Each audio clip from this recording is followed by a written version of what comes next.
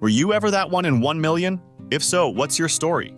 I had 8 wisdom teeth. The dentist had never seen anything like it and called the whole office in to marvel at my teeth. Edit. I can't find the x-ray, but I still have the teeth. We're going to need a bigger boat. I was struck by lightning while talking on a landline. This was in the early 90s. Lightning struck the telephone line and traveled through the handset to my ear. My parents drove me to the ER. I couldn't talk very well. My brain knew what I wanted to say, but my mouth didn't want to say it. I had a terrible stutter.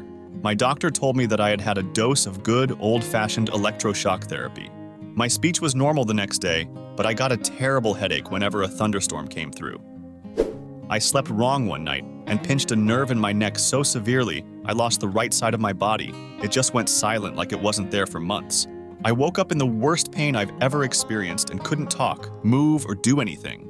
The ER doctor thought I was having a stroke. My doctor had never seen a case as severe as mine, and it was purely a freak accident. Recovery took months, but I have used my leg and hand again, with some numbness. Other than pain and spasms, I'm mostly back to normal. I hate reading stuff like this. If you're not safe lying asleep on a mattress, where are you safe? If it makes you feel better, the chances of it happening are smaller than dying in a fire in your sleep.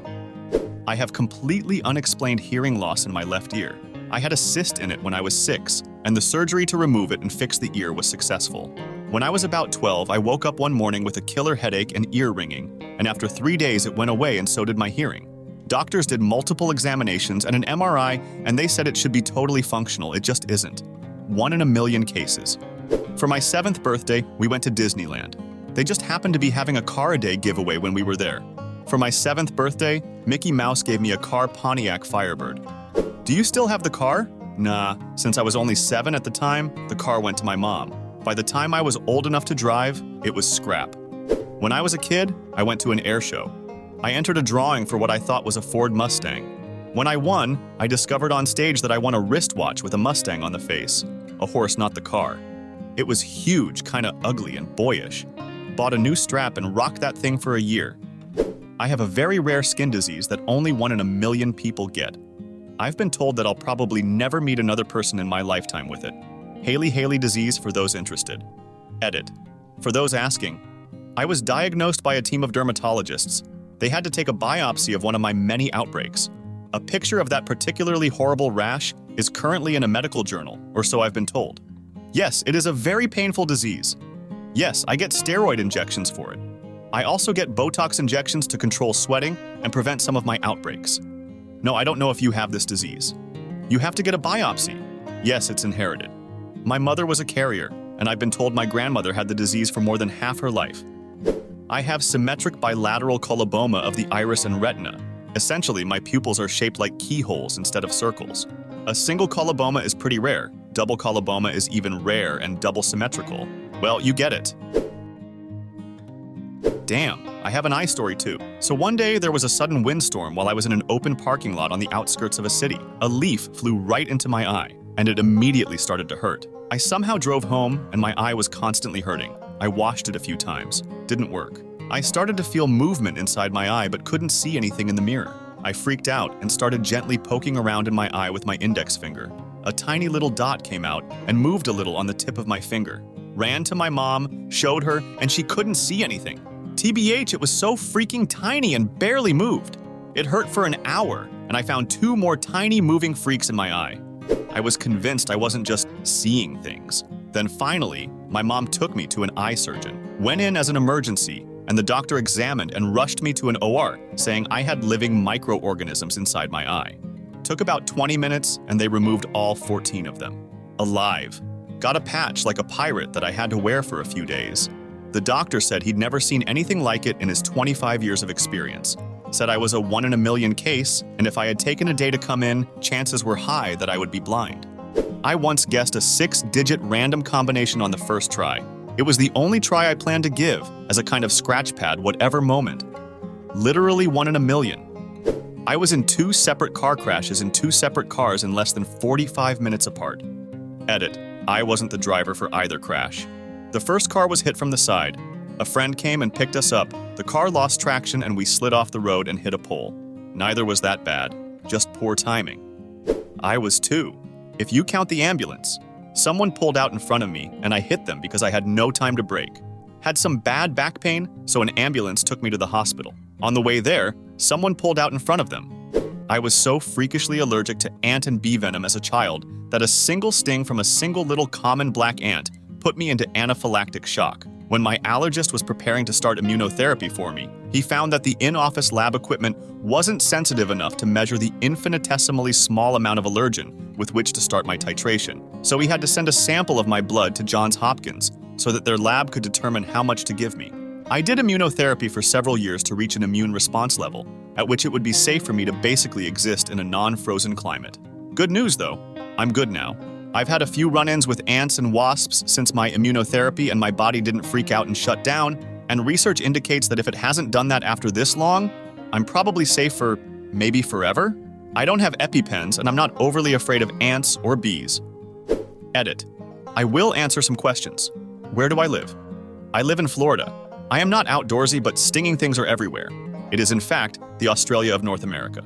No, my parents would not move me to the frozen tundra to be a nomadic reindeer herder at my behest. Can ants sting? Little black ants do, in fact, sting. Several Lasius subspecies have stingers and venom. When an ant bites you, that's using their mandibles and does not deliver venom. When an ant stings you, that's using their butt needle and delivers the pain juice. Most ants do one or the other. Fire ants do both at the same time. I've got the middle toes on both feet webbed. So did Stalin. Quack. This feels like a fun fact, but at the same time a threat. My ex was struck by lightning several times and lived. Died in a car accident though, so not as lucky as he claimed to be. Being struck by lightning once is unlucky. Being struck by lightning multiple times is lucky. Life's a bitch like that sometimes. Once read about a man who lived early last century who would let himself be locked in a wooden barrel, floated down the river, and plummet off the Niagara Falls, just for the thrill. He made it out just fine and would repeat the stunt a few more times.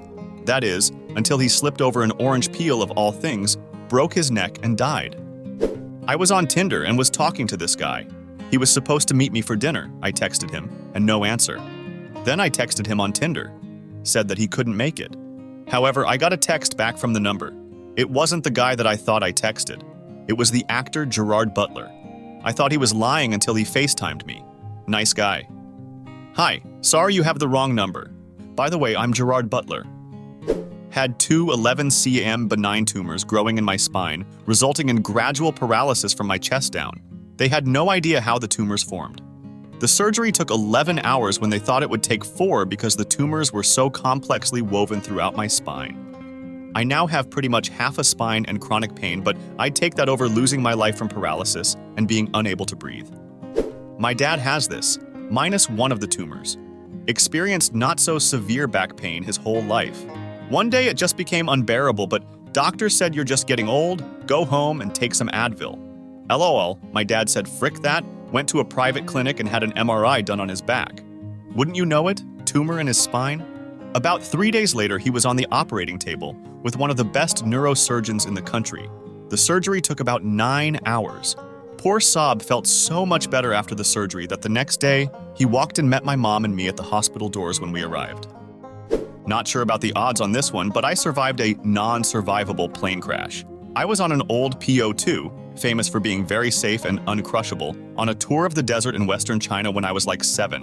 My father's friend who hosted me and piloted the plane didn't survive, but somehow I got out with a concussion and apparently passed out for almost a day. In the middle of the desert, in the wreckage of the crash, 50 kilometers from the town airport on the edge of the desert. The people who found me were some tree planters. They plant greens in the desert to protect towns from sandstorms. A lot of people who live in these desert towns in China do this, who found me on their way picking up a shipment. And the only reason they looked was BC. They were making a bet on how fast the egg would cook in the sand and went off the road to test. Edit.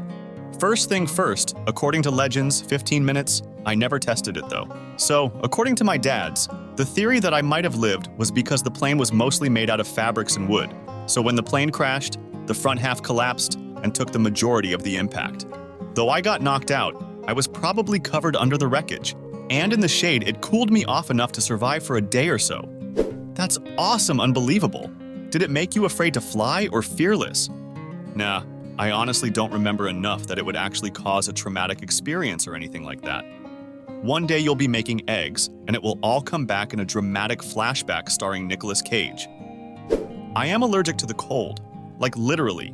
I get intense hives and swelling and I pass out and throw up. Doesn't even have to be freezing.